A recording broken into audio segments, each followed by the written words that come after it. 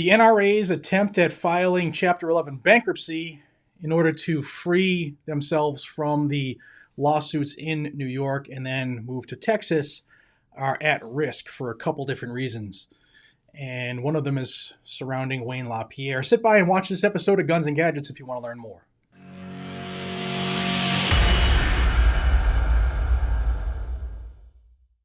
Hey everybody, welcome back to Guns and Gadgets, your premier source for Second Amendment news. Before I jump into the NRA issues continued, I want to thank Blackout Coffee for being a huge sponsor and backer of this channel. Even when the cancel culture is real, Blackout Coffee is even more real.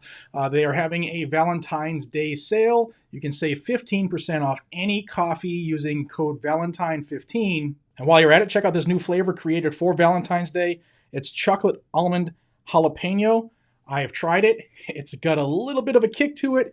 If you're into flavored coffees, if you're into a little bit of a spice, this is pretty cool.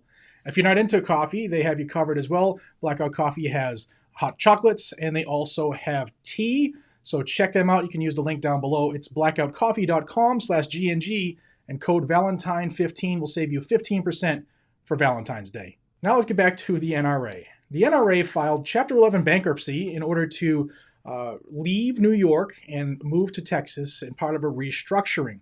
And in doing so, they thought that they were going to no longer be liable for those lawsuits lodged against them by the New York State Attorney General. However, that's at risk now. Now, the first set of issues that Wayne and company have to worry about were brought up by a law professor. I'll have a link down below, but he brings out things like venue. And what does venue have to do with it? Well, venue, when it comes to courts and jurisdiction, is you file a lawsuit in the venue, which means the court that has control of your territory, basically. So think of it this way. If you're arrested in Boston, Massachusetts, you don't go to court in Los Angeles, right? You go to court in Boston because Boston courts that's their venue, that's their jurisdiction. So the NRA is in New York. That's where they started their career, in New York. And the interesting thing is that they filed bankruptcy in Dallas, Texas. So that's a venue issue. The bankruptcy courts in Dallas don't have jurisdiction over what happens in New York. So that's something that they have to work out. There are other ways to get around that. However, I'll let you read that article for more information. Another problem that Wayne and co. are going to have is that one of their biggest donors, the NRA's biggest donors, is going to file suit to stop this Chapter 11 bankruptcy. Now, this gentleman's name is David Del Aquila. Sorry if I butchered his name, but he's going to be filing a lawsuit to stop the proceedings in an attempt to hold NRA executives accountable for the alleged defrauding of the members of millions of dollars to support their lavish lifestyles. We've already heard the allegations from the New York Attorney General. I covered that a lot. I'll actually have a couple links floating above throughout this video.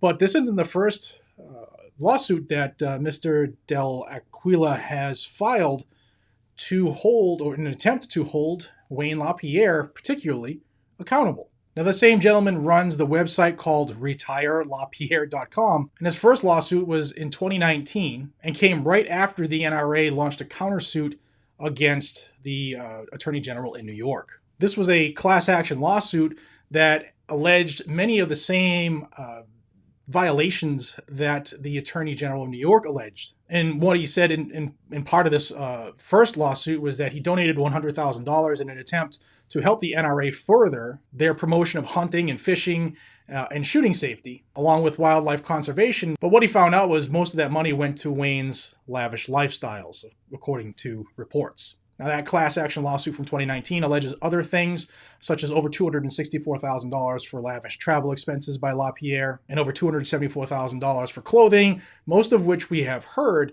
But what he plans on doing next is an attempt to stop Wayne LaPierre and the NRA from leaving New York and thus getting out of some of those lawsuits that were seeking to hold the NRA executives accountable for their misdeeds. Now, this new complaint that Del Aquila will be filing, in his words, in the next couple of weeks, would use a provision in bankruptcy code to prevent the NRA from sidestepping the more than $60 million of debt on grounds that it was improperly incurred.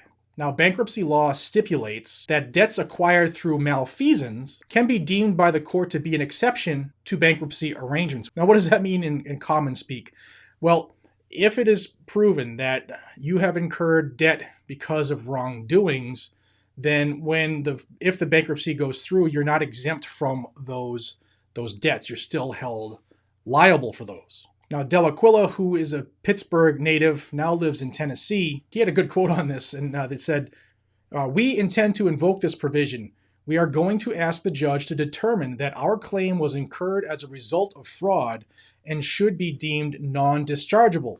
So he's looking to hold Wayne and company accountable for his first lawsuit, thus fighting this bankruptcy. Because if Wayne gets this bankruptcy and everything's discharged, then his case goes as well. Now, Dell'Aquila's first lawsuit from 2019, that class action suit, has been put on hold as a result of the NRA filing Chapter 11. And he also said this, "Nothing has changed with Wayne as leader over the past 30 years. The NRA is still an old boys club making deals in the back room and unaccountable to the 5.2 million members who pay for everything. It has got to stop." New York Attorney General Letitia James also had a comment in response to the NRA's Chapter 11 filing. She said, "We will not allow the NRA to use this or any other tactic to evade accountability in my office's oversight." So there's a lot going on around the NRA's attempt to file a bankruptcy in order to restructure and move to Texas. And if Wayne LaPierre can't find a judge to side with him, the NRA's in some trouble. So like I said, I'll have a couple links floating above from the Attorney General's attack on the NRA, as well as the NRA's filing the Chapter 11. Look at those if you haven't seen them, and let me know what you think down below. Is this a legitimate move to try to restructure and do the right thing and fight for the Second Amendment? Or is this a way for Wayne and the crew to try to get away from paying the money that is alleged to have been garnered and spent in ways that shouldn't have? Let me know down below. I can't wait to hear your thoughts on this. And if you are into Second Amendment news, you have found your home, guys and gals. Please check out Guns and Gadgets on a regular basis, and you can do that by subscribing to the channel. This is where you're going to find all of the information on the Second Amendment, good, bad, ugly, or indifferent, no matter where it happens, right here on this channel. You could also do me a solid by hitting the thumbs up and sharing this with about 7.62 thousand of your friends as to help get the news out, because the shadow ban that was real has gotten ridiculous, and you all know what I mean. So thank you for all of your help. Thank you for your time. Until we see each other again, please be safe, stay vigilant, and carry a weapon. Take care, everybody, and I'll see you on the next one. Have a good one.